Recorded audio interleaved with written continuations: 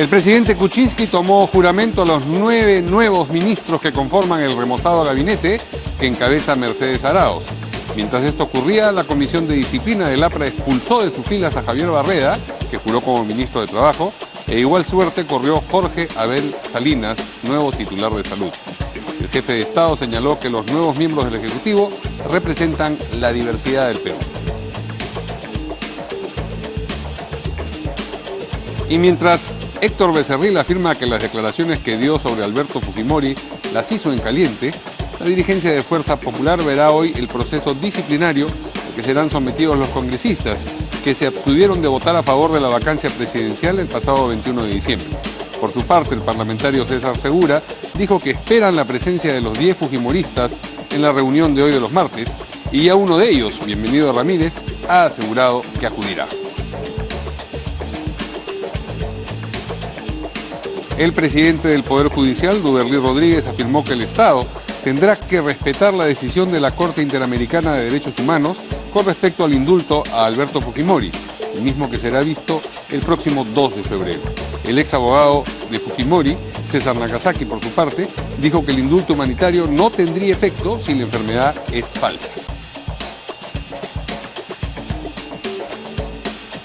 El juez Ángel Mendívil del Cuarto Juzgado de Investigación Preparatoria declaró que los documentos recopilados por el equipo especial anticorrupción que dirige el fiscal Hamilton Castro sobre el caso Castillo de Arena y enviados de Brasil podrían seguir siendo usados en las indagaciones abiertas en el país.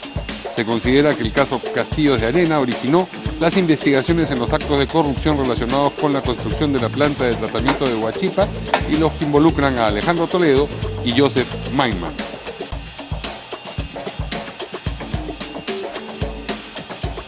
Y para estar al día con la información nacional e internacional, lo que usted tiene que hacer es seguirnos en nuestra página web www.canaln.pe.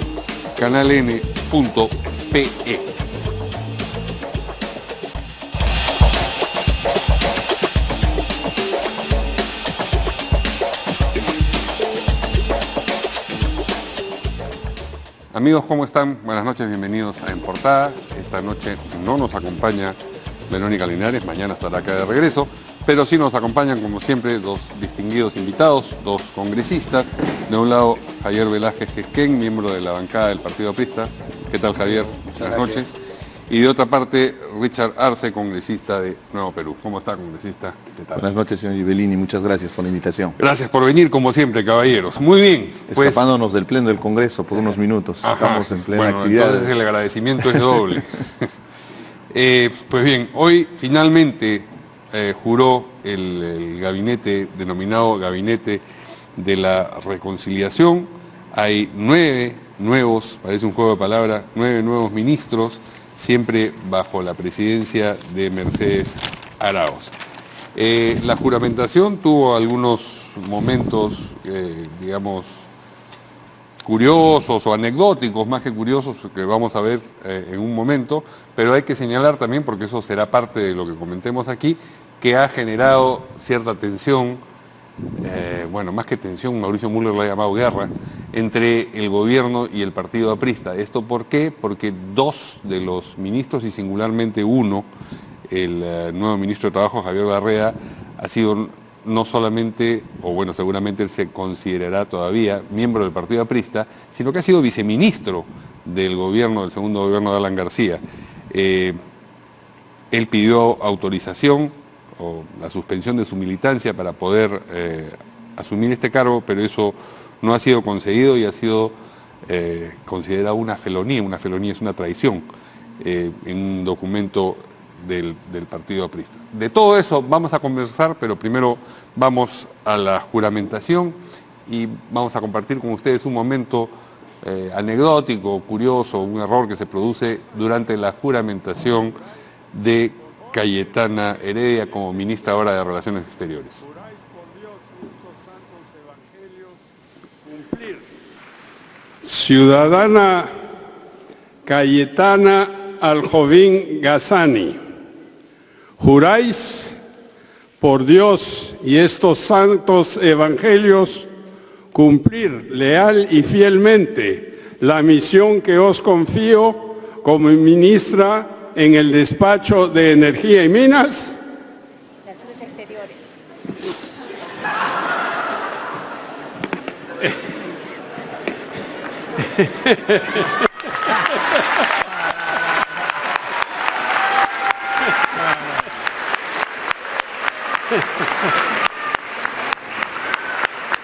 Eso pasa por no leer lo que me han dado. Ciudadana Cayetana Aljovín Gazani, juráis por Dios y estos santos evangelios cumplir leal y fielmente la misión que os confío como ministra de Relaciones Exteriores del Perú. Sí, juro.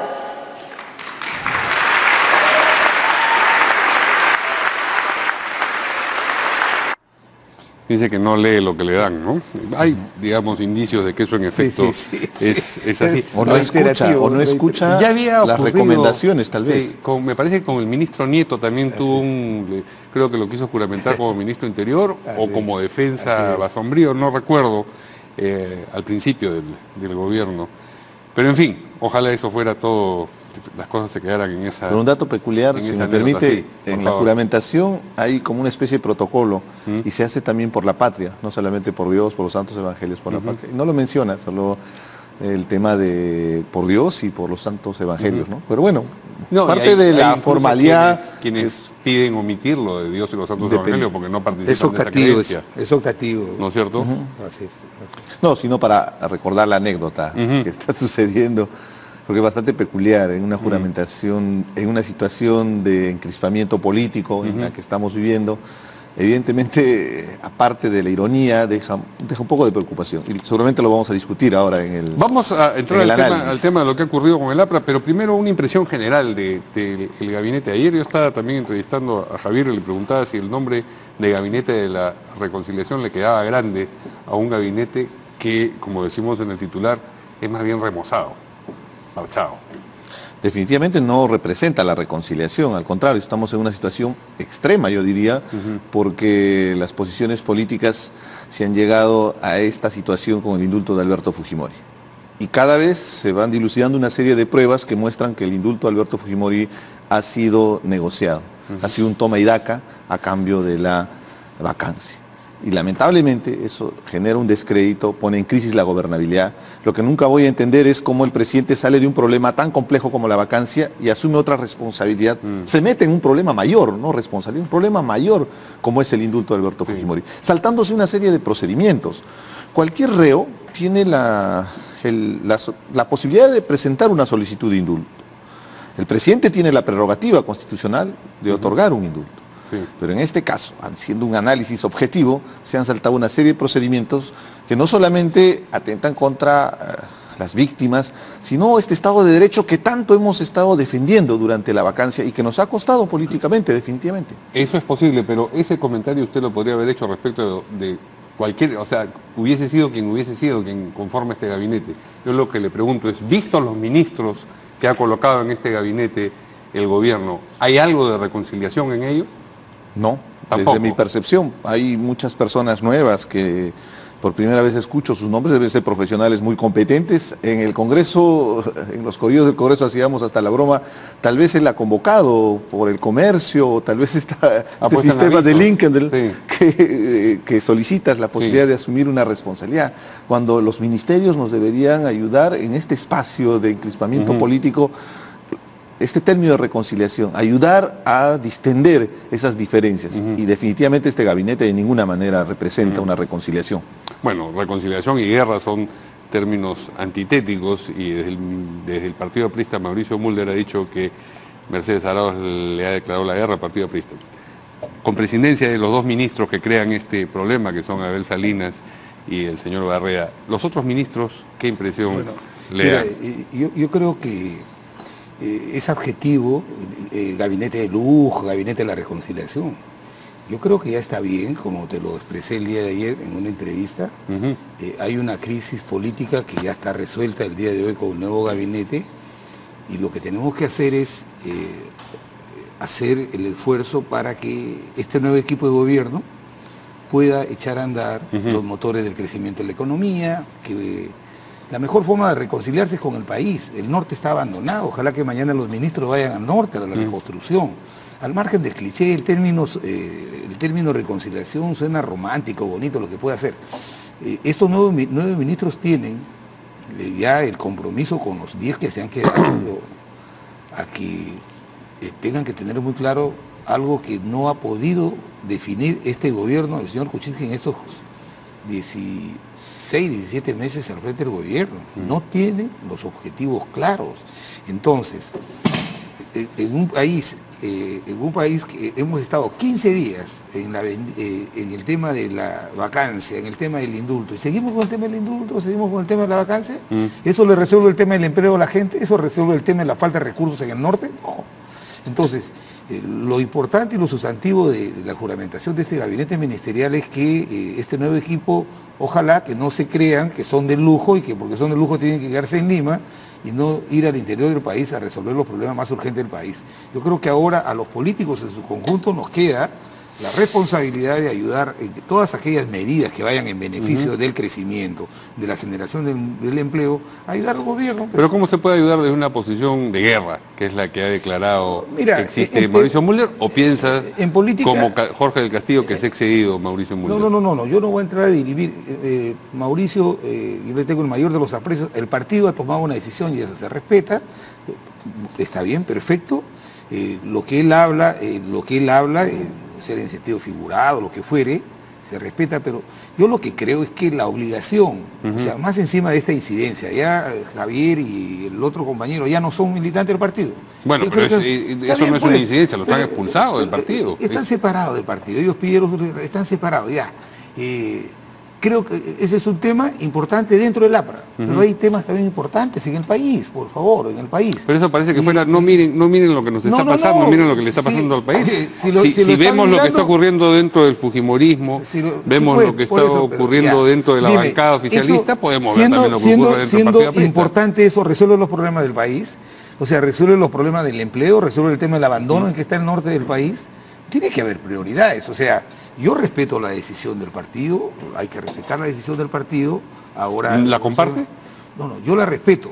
Ahora, segundo es que ya yo tengo una amistad personal con Javier Barreda, conozco un poco menos a Abel Salinas, son profesionales de alta calidad y tienen experiencia, especialmente Javier ha sido 5 años viceministro, pero ya pues el tema partidario ya se hizo público, ya están separados, entonces lo que hay que hacer ahora es, yo soy también parlamentario, y creo que mi obligación ahora, después de haber apoyado la vacancia que no se logró, y después de que esta discusión del indulto está en la Corte Interamericana, ¿cuál es nuestro trabajo? Ayudar al gobierno en todo aquello que vaya en beneficio del país. No necesitamos tener un cargo, un fajín, pero hay que ayudar para poner en marcha las principales medidas que el país necesita para recuperar su crecimiento. Disculpen la insistencia, pero quienes han señalado que esto es importante han sido representantes del propio Partido Aprista. Vamos a ver lo que puso en el tuit Alan García y luego los tuits de las expulsiones de Barreda y de Salinas. A ver, tenemos el tuit de Alan García que dice: no creo en los rumores, esto fue antes de la juramentación, por supuesto, de la incorporación de Javier Barreda al gabinete. Hace 10 días los apristas recibimos este rotundo mensaje de él. Más allá de procedimientos individuales, de conflictos internos visualizados, lamentablemente el APRA debe hacer un esfuerzo por tener una posición única y coherente frente a este gobierno incapaz y a un indulto que obviamente se genera para tapar una inmensa corrupción de los enemigos del APRA de todos los tiempos y lados. Esta exhortación la hago como militante y ex miembro de la dirección política. Claro, con esto lo pone en una situación incómoda Barreda. Si Barreda decía eso hace 10 días y ahora está dispuesto a ser ministro, por supuesto que se ve, digamos, un problema lógico ahí. Tenemos también los tweets donde se anuncia la expulsión de estos 2 nuevos ministros al confirmarse la felonía. La felonía es un término duro, es una manera sofisticada de decir traición. De Javier Barreda, de juramentarse ser ministro de PPK el APRA, a través de la Secretaría de Disciplina y con acuerdo de la Comisión Política, procede a su inmediata expulsión definitiva, no es una suspensión como la que él había pedido, del partido. Esa es una. El otro, Comisión Política del APRA, constatándose que Abel Salinas, hijo de un importante miembro del partido aprista, creo que ya fallecido, que fue, llegó a ser ministro, llegó a ser primer ministro del primer gobierno de Ministro del Interior y Ministro de Economía. sin haber militando, dice ahí, militado sería, figura como inscrito en los padrones del partido, se ha decidido a través de la Secretaría de Disciplina y con acuerdo de la Comisión Política proceder a su inmediata expulsión definitiva de las filas del partido. Bueno, decía yo, si el propio partido se encarga de decir esto en términos tan duros, alguna importancia le concederá.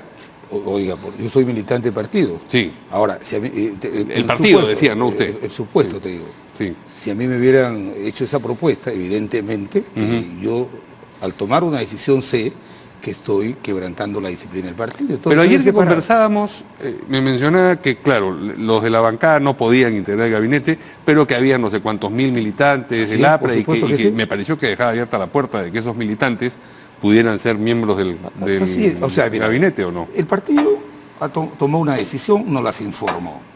Aquel que no lo cumple, el partido le aplica las normas disciplinarias. Entonces, ya estas dos personas están separadas.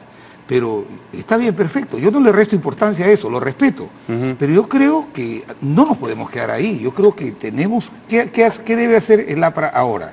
No vamos a apoyar las principales medidas del gobierno para impulsar el crecimiento, para erradicarla, para reducir la anemia, para derrotarla. Pero claro que tenemos que hacerlo.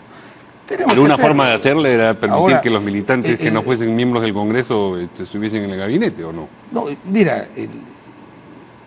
Somos 300.000 militantes en todo el país. Entonces, el militante sabe que si quebranta una norma de disciplina del partido le aplica la disciplina. Entonces, ahora estos ministros son ex compañeros, pero yo veo la cosa en conjunto, en global. Ha habido una crisis política y ya se juramentó un nuevo gabinete. ¿Qué me queda a mí como militante del partido, como peruano y como parlamentario?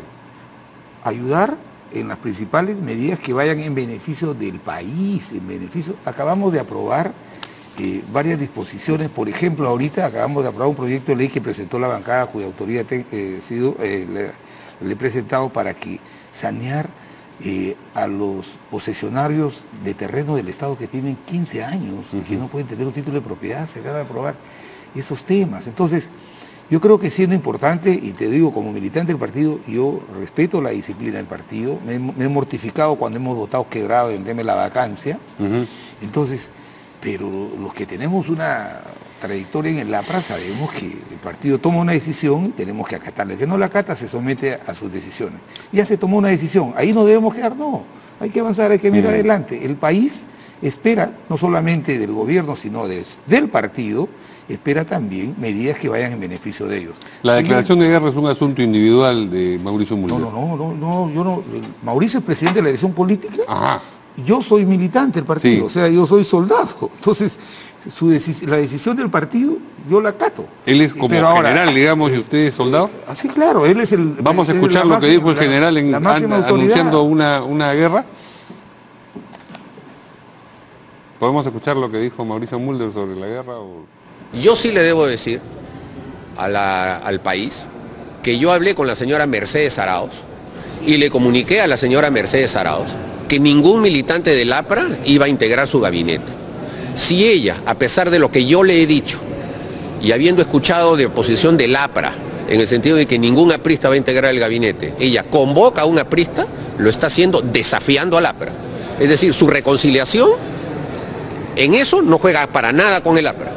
Y al contrario, significa que su palabra, la palabra de la señora Mercedes Arauz, tampoco vale nada, porque al ella tomar una notificación como esa y haberme dicho de que le parecía que era mi posición y que la suscribía, invitar eventualmente a un militante del APRA a integrar el gabinete, lo único que está haciendo es declararle la guerra al APRA. Entonces, que se atengan las consecuencias. Seremos pocos, estaremos con problemas, estaremos con dificultades. Dijo el general. Mauricio tiene un estilo, yo lo respeto, pero te digo lo siguiente. Ya se eligió al señor Kuczynski, yo no voté por él. Javier Barreda, cuando era dirigente del partido, apoyó la segunda vuelta a Pedro Pablo Kuczynski. Yo no fui. Recordamos, Yo sí, no fui. recordamos. Entonces, estas situaciones se han dado, pero ahora el partido ha tomado una decisión, yo la respeto. Pero creo, debemos quedarnos ahí, siendo importante, no nos podemos quedar ahí. Yo creo que hay que mirar el bosque. Y el bosque Muy es, bien. los peruanos están esperando de toda su clase política, por favor, que orienten todo su esfuerzo para sacarlo de la situación en la que están. Yo creo que eso también es un tema importante. Vamos a darle la palabra al congresista Arce. ¿Qué le parece la incorporación de estos dos integrantes, ex integrantes del Partido Aprista? Y de paso, ¿ustedes habrían sancionado a un miembro del Nuevo Perú que hubiese estado dispuesto a incorporarse al gabinete? Lo primero, la primera percepción cuando vemos que había militantes apristas en este nuevo gabinete era que había un acuerdo político entre el APRA y... Bueno, eso me parece que ha quedado descartado, ¿no? El APRA tendrá que informar al respecto. Lo Se ha concreto es que ahí expulsado, hay un tema de debido proceso también, que es competencia estrictamente del partido aprista que tendrá que ver. Lo que me sorprende es que inmediatamente hayan tomado la decisión de una sanción tan drástica como expulsar del partido y tendrán que solucionarlo, ¿no?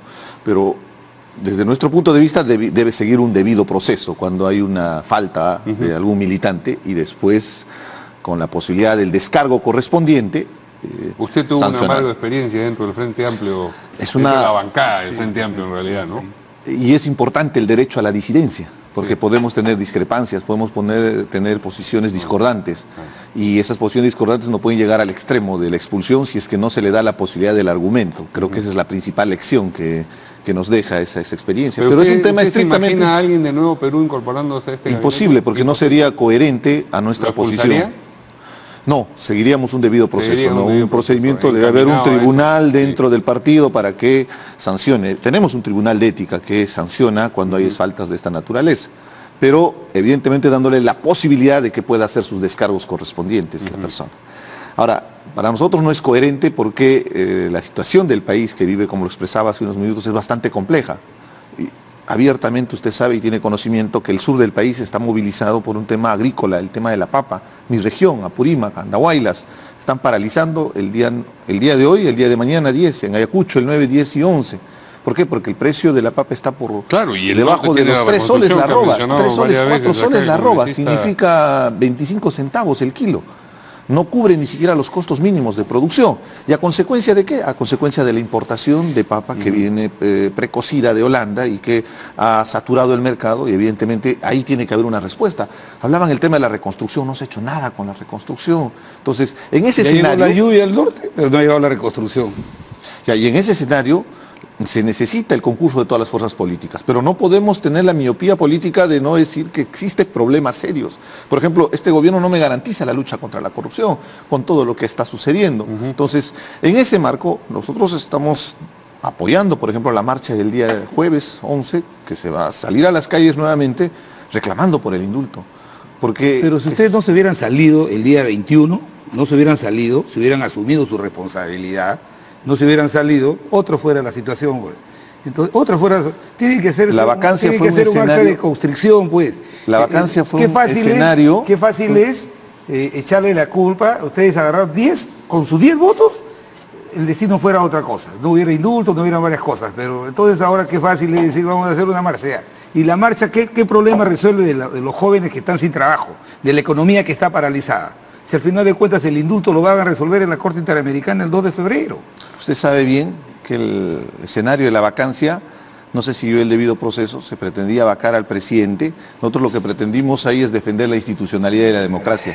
No estábamos defendiendo a Pedro Pablo Kuczynski, al contrario, exigíamos que se haga una investigación, El que se procedimiento aclare. fue absolutamente que constitucional, se garantizó el debido proceso, se garantizó el debido proceso, fue absolutamente en 5 días, 6 días constitucional. iban a vacar al presidente. Cuando una interpelación, por ejemplo, un ministro Ahora, tiene su plazo perentorio, lo inclusive sen- un alcalde lo puede ser sensato vacado es en 30 que uno días. da la batalla. Pero más allá, yo no estoy defendiendo a Pedro Pablo Kuczynski, yo lo que Ustedes defendía en ese hicieron el momento juego, abandonaron era el el pleno, juego del y por esos 10 fujimorismo, votos era el juego no del prosperó. fujimorismo para tumbarse el Ejecutivo para que ellos puedan asumir el poder. Nosotros vimos ese escenario, y en ese escenario Alberto Fujimori también iba a ser indultado, pero de solo pensar que el fujimorismo, de solo pensar que el fujimorismo controle el legislativo y controle el ejecutivo, realmente es un escenario bien complicado para el país por todo lo que ha representado. Y por eso tomamos esa decisión de retirarnos, porque consideramos que era una farsa, porque no estamos con el lobismo de PPK, pero tampoco con la intención de golpe de Estado que pretendía hacer el fujimorismo. No, y después hubo el negociado. La verdad hubo que el negociado, eso es hubo el injusto, negociado. hablar que los que apoyamos la vacancia pretendían nos dar un golpe de Estado. Yo lo dije como vocero en el Pleno. El límite de la participación del APRA en el apoyo a la vacancia era de que los hechos constituían incapacidad permanente moral. Esa era la discusión. Bien. Luego, Pero hubo si el disidencia en su desenlace partido. hubiera sido otro, Sí. de Usted sabe ninguna que hubo manera disidencia el APRA en todos los nunca partidos. ha auspiciado golpes. En No todos puede los de ninguna partidos, manera en hubiéramos todos los permitido partidos, de que se licencia a Vizcarra o que se licencia a Mercedes Arauz. Si hubiera respetado la sucesión constitucional, de ninguna manera vamos a apoyar una aventura golpista, de ninguna manera, ¿no? No, y todo lo que representa, usted mismo acaba de expresar hace un momento que nos interesa construir el país, puede pero en un decir. escenario de vacancia probablemente renunciaban Sí, los pero dos ya vicepresidentes, el 11 de la el Congreso marcha no es le aceptaba la democrático, renuncia. es democrático, el y en 11 de la ese marcha, escenario, pero ¿qué ¿qué se resuelve? ¿Qué resuelve tu marcha el 11 cuando tus campesinos están luchando por el precio de la papa? A ver. Están reclamando algo legítimo. ¿No crees que hacer que el ministro vaya allá a resolver el problema? El ministro Eso es más ha renunciado importante. y recién asume un Ahora nuevo ministro con serios cuestionamientos. Está muy bien inclusive. que se ha ido el ministro que se ha ido, por favor. Y hay un nuevo ministro que también tiene serios cuestionamientos. ¿Cuál? El ministro de Agricultura acaba de... Hay el un nuevo tuit ministro de Agricultura, socialista. que fue antes Sí. gobernador Ese es regional el de tema, Amazonas. entiendo. Entonces, Estamos ahí vienen los... comentando el gabinete. Y ese es no digo que lo que estaban ustedes mencionando del indulto y todo, pero digamos, la noticia de hoy es este nuevo gabinete que ha jurado. Y, por ejemplo, la circunstancia de que Cayetana Jovín, me dicen que es un momento, me refería a ella como Cayetana Heredia, lo siento, fue un lapsus, pero Cayetana Jovín, que pasa al Ministerio de Relaciones Exteriores. ¿Eso qué les parece, por ejemplo? Primero estuvo en el MIDIS, después está en Energía y Minas, ahora está en la Cancillería. Está haciendo Es un un posgrado escenario... No, es que en la administración yo pública. entiendo que para ser ministro tienes que tener competencias específicas y tienes que ser un especialista, porque tomas decisiones de políticas de gobierno. Entonces, Sí. me parece de un extremo a otro, por más formación, competencias y capacidades académicas que pueda tener, me deja bastante preocupado, ¿no? Porque si manejaba el MIDIS, que era un tema de desarrollo, inclusión social, después Energía y Minas, con toda la complejidad del tema de las inversiones y los conflictos sociales asociados a los proyectos extractivos, ahora se va a Relaciones Exteriores. Es bastante complejo entender que un profesional pueda tener tanto conocimiento. Además, me recuerda mucho a un ministro de Alejandro Toledo, Claro, pero que después asumía hay diferentes quienes dicen que lo ministerios. que hace falta son políticos y no tanto tecnócratas, y entonces la política Sé que la señora es es una abogada, ¿no? capacidad Pero- que es adaptable a cualquiera Mira, de esas carteras, ¿o no? Sí. Cayetana es una profesional de primera, como abogada, pero además... No estamos cuestionando pero su además capacidad tiene profesional. una amplia experiencia en el sector público. Yo creo que históricamente se ha demostrado que Torre Tagle es una de las mejores instituciones que tenemos en el país, donde los protocolos y los procedimientos son casi institucionales. No hay que olvidar que el jefe de Estado es el que lidera la política exterior, Sí, claro. ¿ya? Es el que lidera la política exterior. Y el hecho de que ella no sea una diplomática de carrera, de ninguna manera la descalifica para que haga una buena función al frente de Cancillería. Hay que dejarla que trabaje, tiene mucha experiencia en el sector público. Yo creo que ahí es manejar las relaciones exteriores del país, y si es una persona de confianza del presidente, hay que hacer un acto de fe. Entonces, ella tiene una amplia experiencia en el sector público. Ha estado en el Ministerio de Energía. Cuando hemos estado en el gobierno, nosotros era nuestra jefa de Proinversión. Yo he visto su trabajo de cerca, y si ahora le dan esta responsabilidad, entiendo, en Cancillería casi todo está escrito, Mario. El presidente tiene un porcentaje de diplomáticos políticos que debe designar. Hay toda una línea de carrera que se respeta, hay una escuela de formación de diplomáticos, de tal manera que yo no creo que ella pueda poner en peligro el prestigio que se ha ganado Torre Tagle con Alan Wagner, con José Lo García Belaúnde y con otros grandes diplomáticos que han habido. Una objeción, si me permite. Por ejemplo, ella estuvo en la cartera de Energía y Minas. En el Perú, uno de los proyectos más importantes es el proyecto minero Las Bambas. Tienen un problema de declarar estado de emergencia desde el mes de agosto, y mes a mes siguen renovando en 3 comunidades, en Chalhuahuacho, en Akira y en Mara. Hemos remitido sendos documentos para explicarle que no esté declarando estado de emergencia y provocando a la población si es que no hay una movilización real, donde no hay un conflicto social en marcha. Más aún poniendo en problemas a las comunidades, sabiendo que ellos requieren tener asambleas comunales. La respuesta frente a este caso ha sido declarar estado de emergencia una y otra vez. Y se viene una movilización social mayor que puede poner en riesgo el principal proyecto minero. Entonces, ¿por qué? Porque no hay ese conocimiento de contexto, no hay ese conocimiento de la especialidad en el tema. Entonces, por eso es un tema de cuestionamiento de que después de estar en el tema de desarrollo, pasa energía y minas y ahora está en el tema de relaciones exteriores. Tiene una personalidad, tiene una fisonomía. A nosotros el país nos eligió para hacer una oposición constructiva. Y el término constructivo no es declarativo, tiene un contenido. En el APRA tiene un contenido. Nosotros hemos tenido 2 experiencias de gobierno. Sabemos lo complejo que es manejar el Estado. ¿Está bien? No renunciamos a nuestra independencia y por eso yo saludo la posición de Mauricio de que tenemos una posición crítica. Pero ahí no solamente eso es un factor importante, sino tenemos que contribuir, porque para eso el país nos paga un salario, una remuneración, para sacar adelante lo que le beneficia a los peruanos. Nosotros no somos un fin en nosotros mismos, sino somos un medio para facilitar que los peruanos tengan empleo, se reduzca la pobreza, se reduzca la anemia. Entonces, encerrarnos en una discusión que se partió esta bancada, siendo importante, que el indulto, son temas importantes, pero tiene que haber también una priorización y yo creo que esta crisis que acaba con la designación del nuevo gabinete ministerial, lo único que debe hacer es acaba, al contrario, que hay una situación de encrispamiento político. Pero el país no se puede parar. Estoy seguro que es un demócrata y respeta la institucionalidad del país y eso es lo que usted está expresando no es coherente con el tema de la vacancia, por ejemplo. Por supuesto. Había un limbo que se había iniciado en el momento que dicen, vamos a cambiar ministro. Recuerde que fue, esto se extiende. Recuerde que fue en Navidad. ¿Cuántos días ya pasaron? ¿Por qué se demoraron tanto tiempo? Porque debe haber sido difícil conseguir. Pues ahora en este escenario, ¿eso qué quiere decir? Que hay un contexto complicado para el país. Entonces la vacancia iba a ser presentada como proyecto de ley cada semana, vacancia. No puede ser. Yo creo que todo tiene su espacio y su lugar. Democráticamente hemos sido derrotados en el tema de la vacancia. Perfecto. Ya el presidente ejerció una atribución constitucional cuestionable. Se va a ver el 2 de febrero en el tribunal. Ahora hay que ver. Y hay que respetar el pronunciamiento de la Corte Interamericana de Derechos Humanos. Eso lo vamos a ver en su momento. Eso es muy importante, pero hay que respetarlo. Vamos a llegar desde acá se está llegando a decir muchos. El país está abandonado y los ministros han juramentado, ojalá que mañana ya estén en Lambayeque, en Piura, en Tumbes, resolviendo los problemas. A propósito de algunos de los ministros removidos, algunos de ellos han durado poco en el gabinete, porque este gabinete tenía creo que 3 Viene de julio a agosto, ¿no? El caso del señor D'Alessio. En el ministro D'Alessio en Salud, o el ministro Olaechea, me parece que está en Produce, y han durado, digamos, un verano, menos el ministro, una primavera. Menos el ministro de... Pero yo creo que hubo un error en salvaguardando la calidad profesional del señor D'Alessio, que era un académico reconocido, pero en temas de salud, por favor.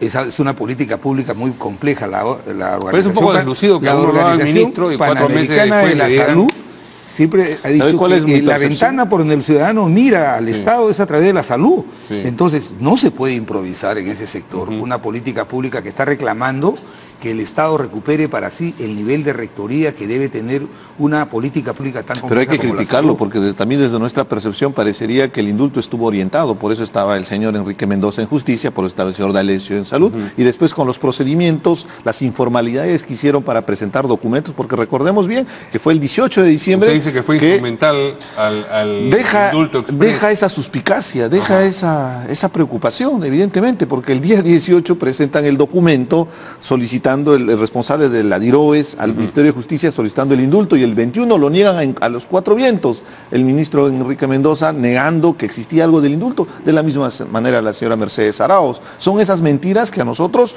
nos obligan, por ejemplo, a hacer una acusación constitucional, porque no se puede mentir al país, a Mercedes Arauz y al señor Enrique Mendoza por haber mentido al país en el tema del indulto. ¿Van a presentar eso en el Sí, probablemente ya haya ingresado, hemos firmado el día de hoy el documento, sustentándolo evidentemente en el marco legal. De Nuevo Perú? La bancada del Nuevo Perú, y que estábamos buscando firmas, salimos hace un momento del Congreso, no te puedo precisar quiénes más han respaldado nuestra propuesta de la acusación constitucional. Caballeros, y regresamos para hablar del fujimorismo y lo que debería ocurrir hoy día, que acuden los 10 congresistas que votaron en abstención en el día de la vacancia, a ver si los someten o no a disciplina en la reunión de los martes del Fujimorismo. Con eso volvemos.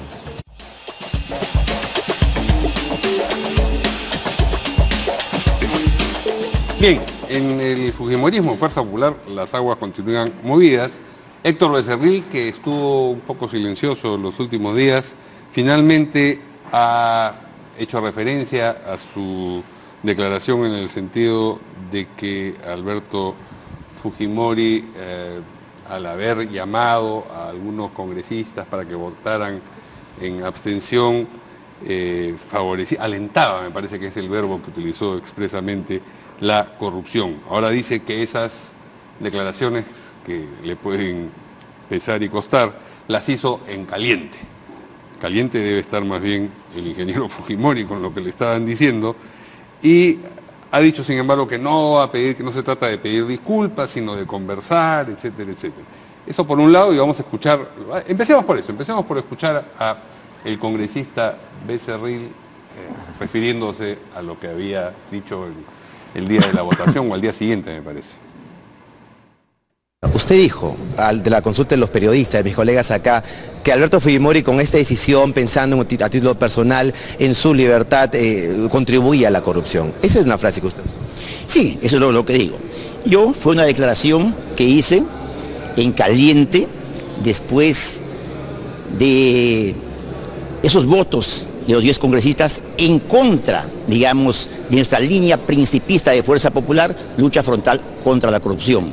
Y yo, como repito, no voy a juzgar a Alberto Fujimori. Usted votó en caliente, dice. ¿Se arrepiente de esa declaración entonces? No voté en caliente. Perdón, declaró en caliente. ¿Se arrepiente de esa declaración? No fue bueno, y no es bueno que a veces uno, en el fragor de esa calentura, fruto de algunos temas que se debaten, no es bueno a veces declarar. Eso también seguramente es algo que vamos a aplicarlo más adelante.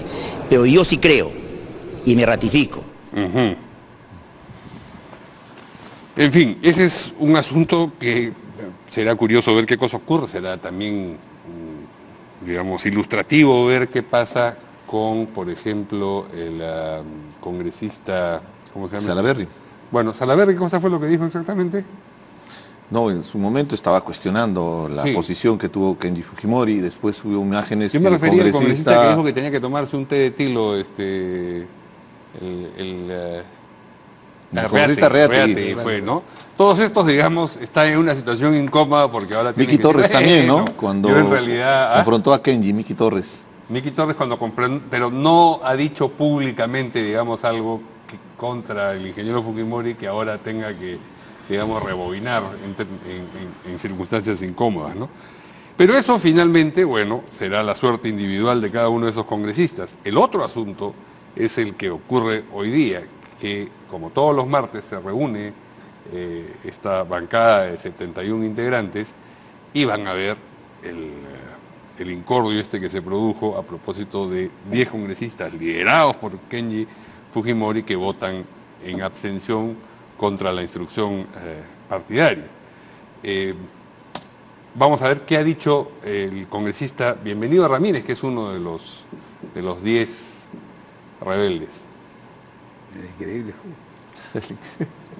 El señor Becerril ha dicho que fue en caliente cuando llamó que el señor Fujimori alentaba la corrupción. ¿Qué opina usted? Puede ser, seguramente. Es lo que dice él. ¿Para reconciliarse con el señor Becerril o con cualquier otro que ofendió al presidente Fujimori? Y estamos en política y somos políticos. Todo se puede dar en política. También sus palabras, otros voceros que llamar caraduras, por ejemplo. ¿Usted se ratifica en eso? Me ratifico en eso. No retira las palabras en todo caso, de caraduras. Es que el pueblo lo sabe, el pueblo los conoce. Muchas gracias. ¿Va a ir a la noche a la reunión? Sí, a las 7 de la noche. ¿Cuál será su posición respecto a la sanción que le imponen? Veremos qué sanción nos van a imponer. No va a venir. Los 9. Si se da una sanción que ya su colega Robles decía es injusta, ¿usted reconsideraría permanecer en la bancada? Depende de la sanción de que nos den. Creo que ha sido un voto de conciencia y por un voto de conciencia no se amerita una sanción. Bien, ¿cómo ven ustedes la situación? Porque eso afecta, lógicamente, a lo que habrá de ocurrir en el Congreso, porque si continúan 71 votos como un solo bloque, orientados en un solo sentido, pues la política y las leyes aprobadas por el Congreso irán por determinado lado, y si no, pues tendrá otra suerte eso de ahí. Que rompió la bancada de... Ya se rompió, no es una bajadura, sino que ya está...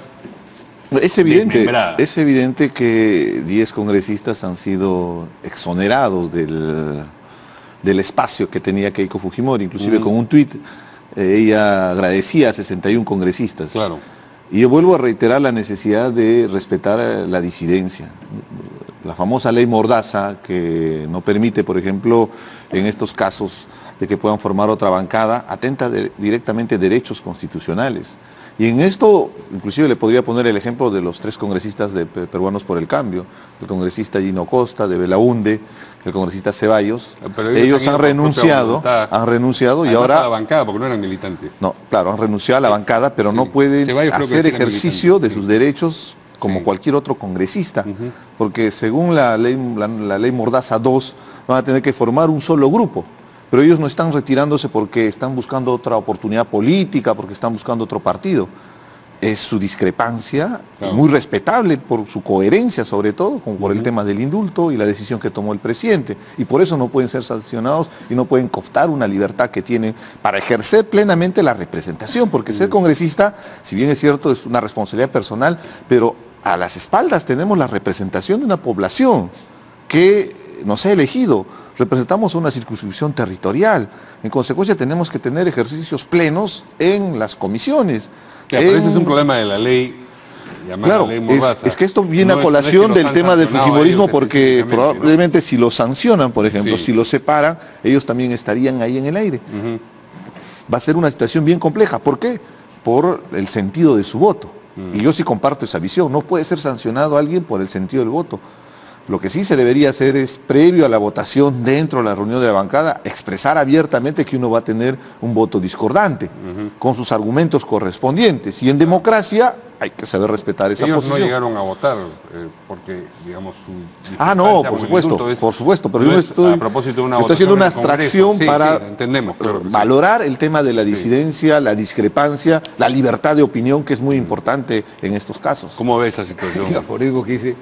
Dime de qué presumes, te diré de qué careces. Me estás pidiendo una opinión de una bancada que ha tenido un fraccionamiento, en la mía también ha sucedido, y también el primer mal ejemplo lo dio Frente Amplio con esta disidencia. Yo creo que hay que tener un poco de cuidado. No fue por intereses particulares. Hay que tener un poco de cuidado.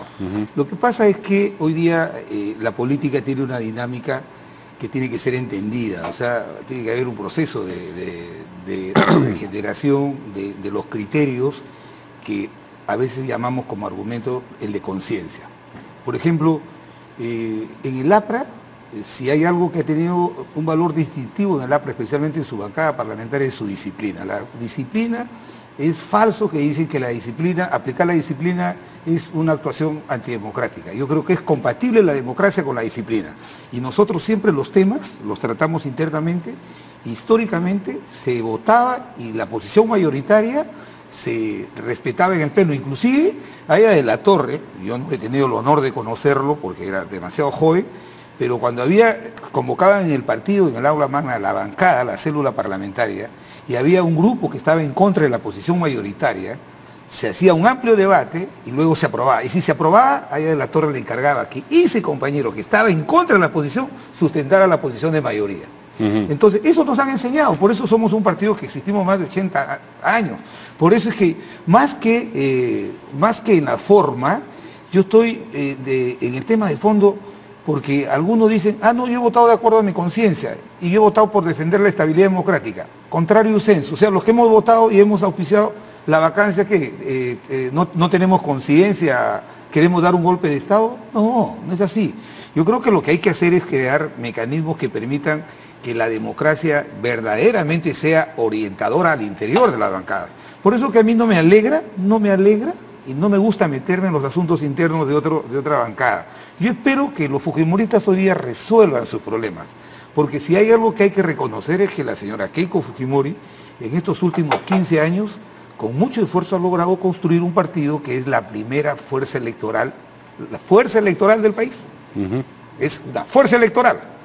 Entonces, a mí no me alegra ni me da miedo que ellos sean 71. Nosotros nos batimos contra ellos, contra los 71. No, ustedes son socios del nosotros fujimorismo. nos batimos. Hoy día, usted ha sido testigo que los hemos hecho retroceder en el tema de esta trampa que querían sacar con la moratoria de la ley universitaria. Pero ha sido la excepción, ¿no? Generalmente ustedes están en consenso con el fujimorismo, ese es el gran problema. ¿Sabes qué, Mario? La democracia no es cuantitativa, no es que yo tengo 70 y soy más fuerte que tú que tienes 5. Bueno, cuando se llega al voto, con los votos, imponen con los votos. Hoy día la democracia es valorativa. Estamos en el imperio de la razón, no de la rabia. Entonces, eso sería lo importante, que nos escuchen los argumentos, porque en el Parlamento no escuchan argumentos. Nos aplanan con la mayoría de votos. Me gustaría que sigan siendo 20 ellos. Claro. ¿Cómo me gustaría que el fujimorismo siga siendo su 71? Porque eso ha querido que el país sea su expresión en el Parlamento Nacional. Entonces, será las razones que uno imponga las que puedan orientar el debate y las soluciones a los problemas del país. De tal manera que yo no me metería en los asuntos internos del fujimorismo. Tenemos problemas internos, pero que de ahí vayamos a la posibilidad que mi bancada se quiebre, se resquebraje. No, pues ustedes son 5, si ustedes se quiebran ya no existen como bancada, porque es requisito previo de tener 5 miembros como mínimo. La voz del APRA puede ser uno, es una voz nítida y clara. Discrepante lo que está sucediendo en el día de la vacancia. A veces es a dos voces, ¿no? A veces es a dos voces la cosa. No, es tan fuerte la voz. O a dos cañones, no, es tan fuerte la voz que de repente parece la voz es múltiple. En lo que sí vamos a coincidir es que en todos los partidos hay disidencias y hay posiciones encontradas y en democracia se respeta cada una de las posiciones. Claro, y al final el voto es el que tiene. Así es, el voto es el que define. Para eso se ha instituido ese aspecto de la democracia formal. La democracia y eso es lo que yo en el Nuevo Perú de la misma manera discutimos el día de la vacancia, por ejemplo, hemos estado hasta las 3 de la mañana discutiendo el tema, evaluando cuál va a ser nuestra posición. Nos vamos a reunir, tenemos que reunirnos los 5 y hay que darle contenido. A ver, ¿qué es voto de conciencia? De repente la pena de muerte puede ser un voto de conciencia, pero cualquier tema no puede ser un argumento de decir, ¿sabes qué?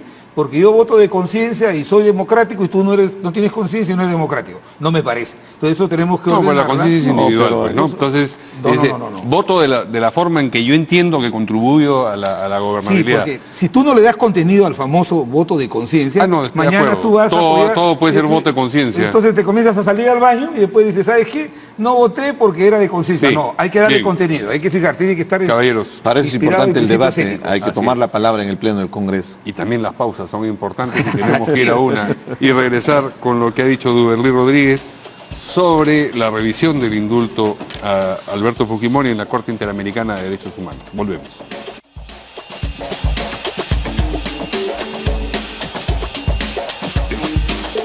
Muy bien, el presidente del Poder Judicial, el señor Duberly Rodríguez, ha afirmado que el Estado tendrá que respetar la decisión de la Corte Interamericana de Derechos Humanos con respecto al indulto a Alberto Fujimori y a la gracia, porque son dos cosas distintas, ustedes recuerdan.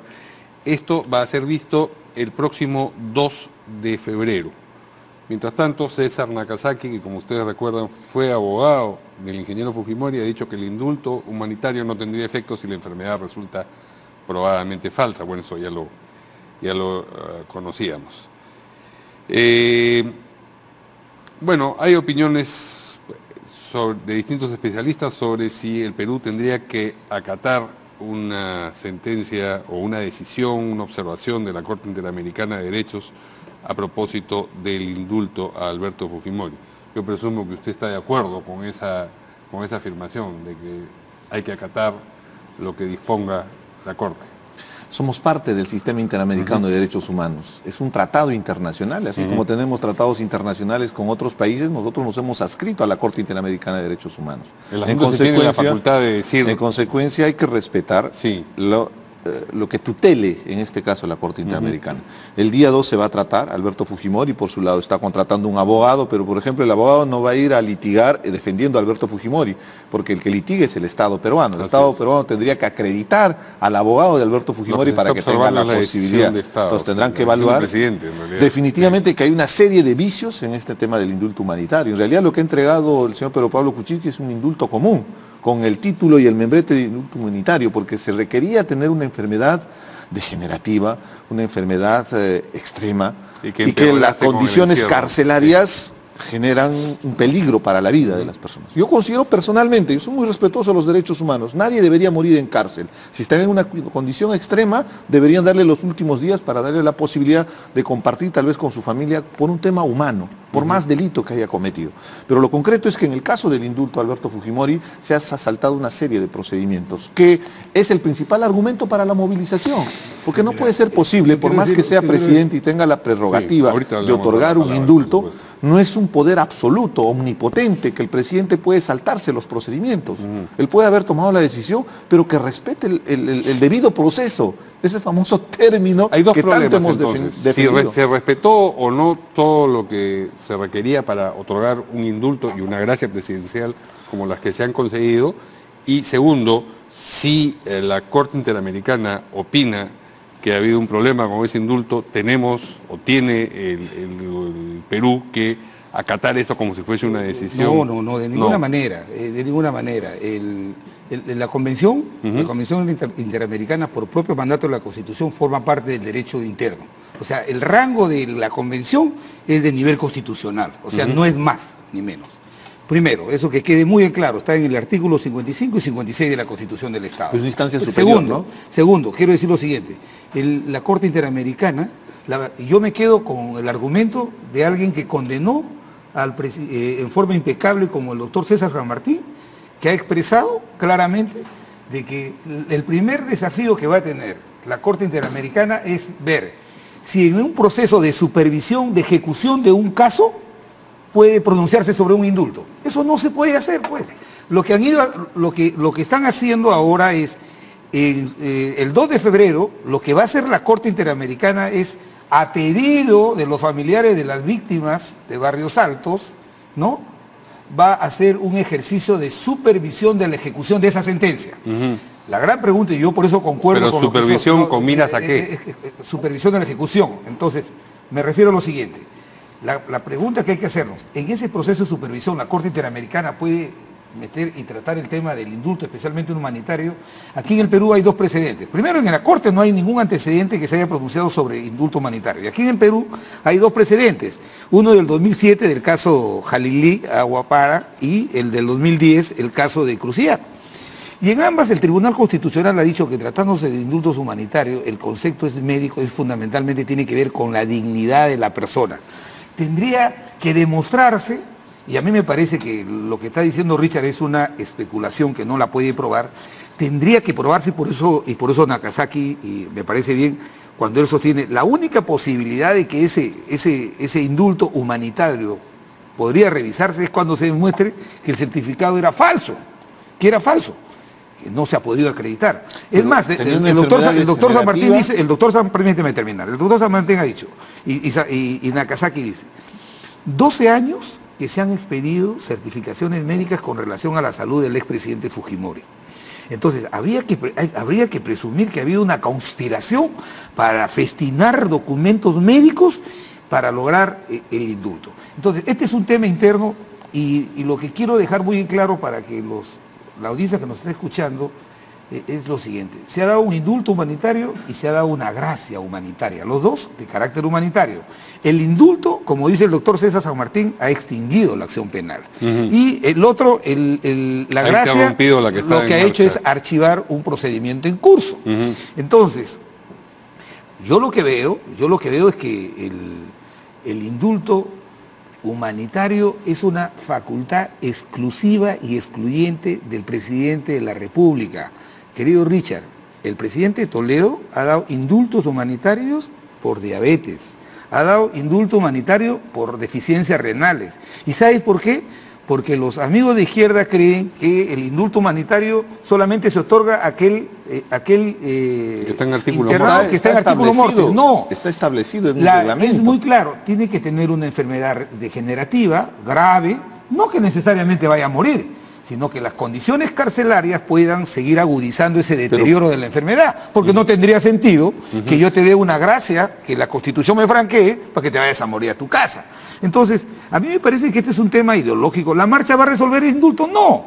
Es evidente el juego y la estrategia de la izquierda, seguir paralizando el país, cuando este es un tema que está acotado en la Corte Interamericana, ya veremos. Y cuando el presidente del Poder Judicial, Duberly Rodríguez, ha dicho que se tiene que acatar, claro que se tiene que acatar, lo que va a decidir la Corte del 2 es una supervisión de la ejecución de una sentencia del caso Barrios Altos. Pero no puede meter ahí tramposamente el tema del indulto, por favor. Y creo que en su momento es el nosotros tema de la Corte comenzaremos, Interamericana de Derechos Humanos. Recordemos bien el caso de Pativilca.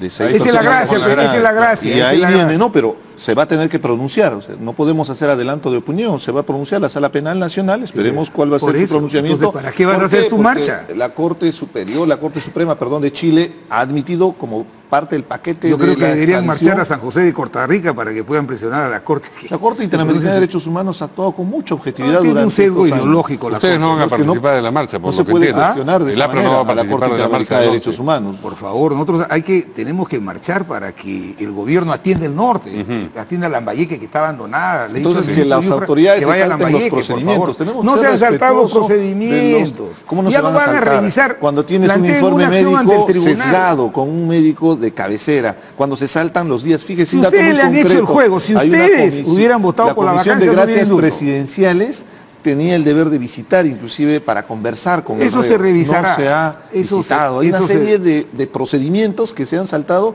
con el único objetivo de facilitar este procedimiento. ¿Y qué está generando? Encrispamiento político y efecto directo en nuestra economía. Pero hay derecho de parar la economía del país. Es la preocupación que tenemos en el Nuevo Perú, porque ¿quiénes resultan más afectados? Son las personas más vulnerables, el que trabaja el día a día, el que tiene que ganarse el pan con el sudor de su frente, trabajando día a día. Cuando hay una situación de esta naturaleza, los inversionistas ven al país en un encrispamiento político, simplemente no van a querer invertir. Y ha habido efectos directos en el tema de la caída de la bolsa de valores. ¿Y tú crees que con marchas los inversionistas mañana vienen entusiastamente invertidos? Entonces nos quedamos con los brazos cruzados. Ándate a la Corte Interamericana, la marcha en la puerta de San José de Costa Rica, la marcha estamos viendo el tema con la Corte Interamericana de Derechos Humanos, estamos haciendo hay que hacer que el país comience a estamos apoyando a las víctimas de Barrios Altos. Mira, y la Cantuta, la diferencia entre ustedes y nosotros es que nosotros creemos, los empleos no se crean por ley ni con marchas. Los empleos, que son los que resuelven el problema de la pobreza, se resuelven ampliando la actividad económica del país. Hay que poner en marcha la actividad económica del país. Al haber una intensa actividad económica del país, habrán mayores ingresos, habrán mejores salarios para los maestros, habrá trabajo. La gente no quiere que sus políticos le hagan un discurso bonito. Lo que la gente quiere es trabajar porque es digna. Entonces es fácil, hay que cruzarnos los brazos. Bien, la capacidad de indignación frente a la corrupción es el único elemento que nos va a ayudar a unir para luchar contra esta impunidad. Están involucrados los principales líderes políticos, el presidente Alan García, en este caso el Lavallato, señora Keiko Fujimori, el señor Ollanta Humala, la señora Verónica Mendoza. No hay que perder la capacidad de indignación. ¿Qué tiene que ver Verónica Mendoza? Ya no aparece en el tema del Lavallato. Entonces, lo importante es que no hay que perder la capacidad de indignación. Eso es muy importante en la lucha contra la corrupción. Y sin embargo tenemos que acabar el programa. Les agradezco mucho a los dos su participación. Nos vemos mañana aquí en Portada. Buenas noches.